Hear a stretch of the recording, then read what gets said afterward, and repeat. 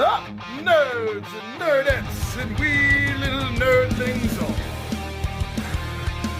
It's your buddy Big Johnny G, the Two Gun Fix-It presents Legendary Gaming.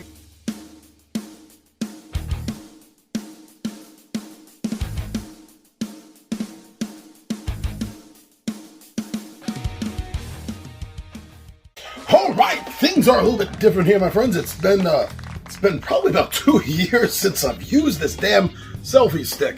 But I'm about ready to do a State of the Shelf, and I have not done one of these since 2019.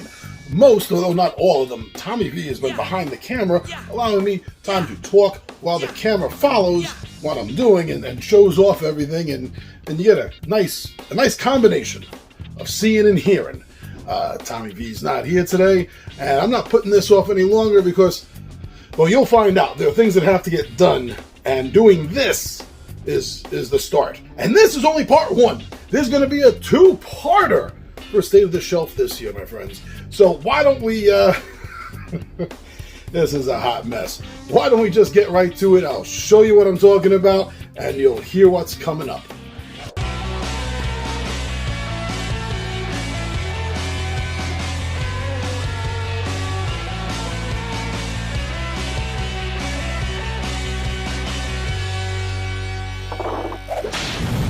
So let's start off with the biggest eyesore and the biggest problem that I have with my game room, and that's this damn desk. I should never have gotten a damn desk. I knew I really didn't need it. I have a gaming table if I need to write anything or act like a desk for. This was really a bad decision. But it did, for the moment, give me some place to put the Sentinels of the Multiverse big box. And in hindsight, as a backer to this, I wish I had had the foresight to suggest that the side panel open up and not the front panel, because this would have been easier for shelf space if that opened up, right? So there's the new Sentinels, and then I got these games here. I'm holding off to the side my Gen X games. I'm going to start a Gen X shelf. So I got these, and there's a couple of other things. So that's what I'm doing with that. The books that you see right there are all For Against Darkness, with the exception of Merc. The exception of Merc, and those are all RPG style gaming books. So now we come into what you all normally see in the background to my videos. So this hot mess from top to bottom, or almost bottom, is my sci-fi shelf. So if you're not familiar with how I do my shelving, let me explain it to you, because I have a very precise manner in which I shelve my games. So the first thing is I shelf by genre. That's the main thing. I shelf by genre, and then on the shelf itself, they are categorized or ordered by size, is what I generally try to do it. So this top shelf is what I call my general sci-fi shelf. And that's pretty much what it is. It covers a lot of general sci-fi kind of stuff. Now, right below it, a little bit more specifically, I have my franchise sci-fi shelf. Now you see, both of these are already exploding. Both of these already need a second shelf space. It's crazy. Now down here, I have what I call my deep space sci-fi games. You know, they don't take place on Earth in the future or anything like that. These are in deep space, generally speaking. Now, they are also starting to overflow. They're all starting to overflow. Below that, we have our post-apocalyptic and apocalyptic sci-fi stuff, which also, as you see, is completely overflowing. So I'm going to need to fix all of that. Now, there's a little bit of misuse down at the bottom, my bottommost shelf, besides holding some of my wife's Funko Pops. is kind of like historical, but specifically, the time period, the Middle Ages, early Middle Ages kind of stuff. This is going to have to be fixed. This is going to have to be completely reorganized and rethought. Now, when you come all the way up top here, now one of the problems is the two shelving units I have in the middle here, right, are 4 shelves high. Well, the shelf you just saw and the one opposite it on the other end are 5 shelves. So that's a bit of a problem. And I am getting 2 5 shelves to take the place of these shelving units right here. So up top here, we have my Marvel shelf. Now, just a couple of years ago, all my superhero games fit on one shelf. And now they're so divided out. So this is at about maximum. And I got a chance to back Marvel Zombies at the full biggest set. So I'm getting like 11 boxes I'm going to have to make room for. That's going to be an entire shelf just for Marvel Zombies, and that comes in next year. Oh, and Fonzie the Capybara, if you are watching, here is, I think it was you that made the comment, here is the Hula Hulk that you are so fascinated with. He's light activated.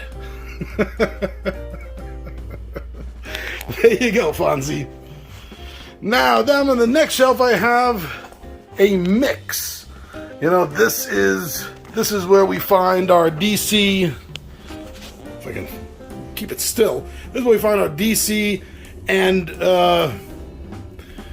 non-Marvel and DC based superhero games.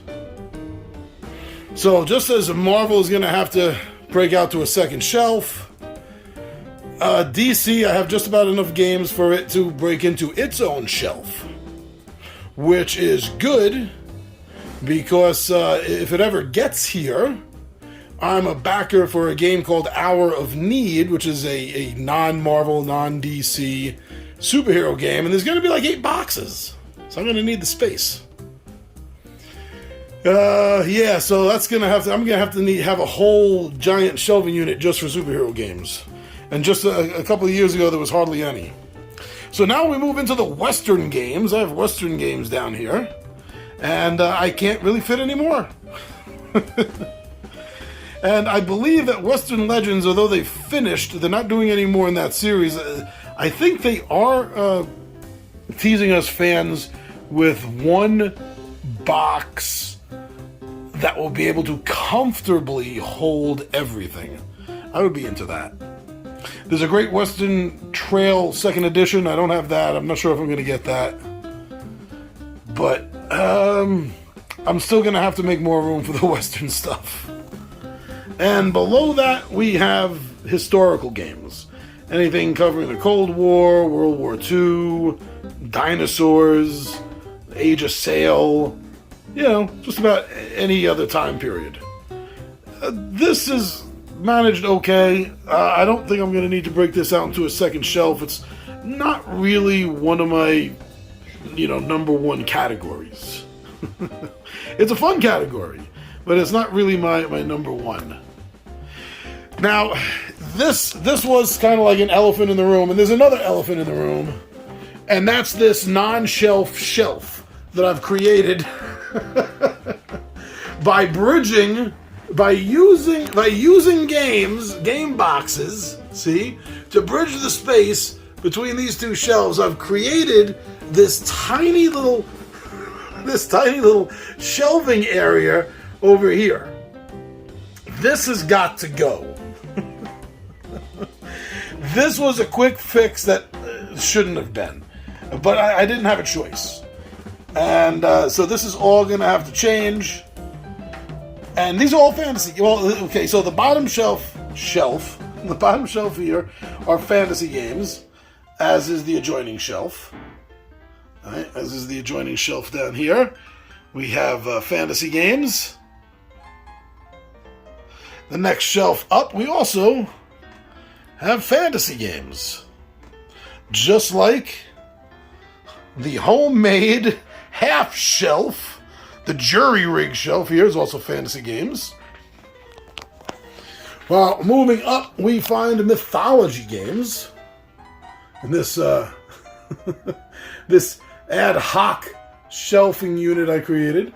And likewise, with the exception of the Princess Bride stuff, which I could argue is a novel, so you could look at it as mythology.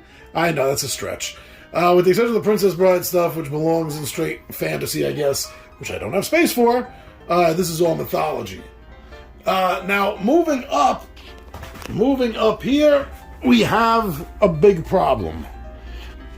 My Dungeons and Dragon board game shelf has exploded so badly. Well, okay, so Princess Bride doesn't belong up there, but I don't have space for it anywhere else right now. Adventure of D does not belong there, but likewise, I don't have space for it. Now, this Legends of Novus technically doesn't belong here, but it does get a pass because there's a 5e D&D setting edition for Legends of Novus. So I'll give that a pass. But the rest of this, and you know, I have to get my hands on Saltmarsh for the D&D cooperative adventure system games. So right now, this is already two shelves worth of games, and thankfully, since they are continuing coming out with more stuff for the adventure system, this is just going to keep growing. So I definitely need to make two shelves for this. Now over here, this is not Dungeons and Dragons, obviously, but I didn't have space for the Hero Quest stuff or the Mini Quest Adventure, which should be in general fantasy. All right, so those are the problems there. Now we move over to the last shelving unit I currently have in use for board games that you all need to be aware of.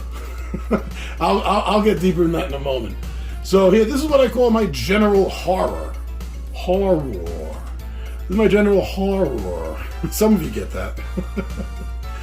And yeah, it's already two shelves worth. It's already two shelves worth. And if they ever come out with the Masters of the Night expansion, you know, based on the Kickstarter stuff, I'm going to have to get that. Definitely going to have to get that. There's already sort of a standalone expansion for The Thing, based on the Norwegian base.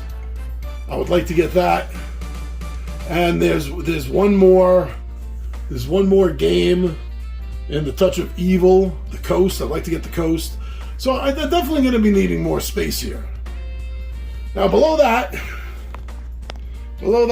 we see my dedication to Cthulhu, the shelf to all things Lovecraftian and mythos, which is beyond adding anything else. Which, you know, I guess like every year, I guess I'm going to be adding or trying to add one thing to this category, the general category, and the zombie category below it. You know, just to help with unboxings during October. Love doing that. So this is going to be slowly growing too. So it already needs a second shelf already, and it's still growing. And below that, as I just kind of hinted at, below that here we have everything zombie. All the zombie games that I've been collecting and been able to get. Whoops. Is that all of them? Yeah, that's all of them. And I can't really fit any more. And that's the same problem here, is every year there's going to be at least one new game. Now down here, oh, I love this section. I love this so much because this is a great favorite category of mine, which I call high adventure.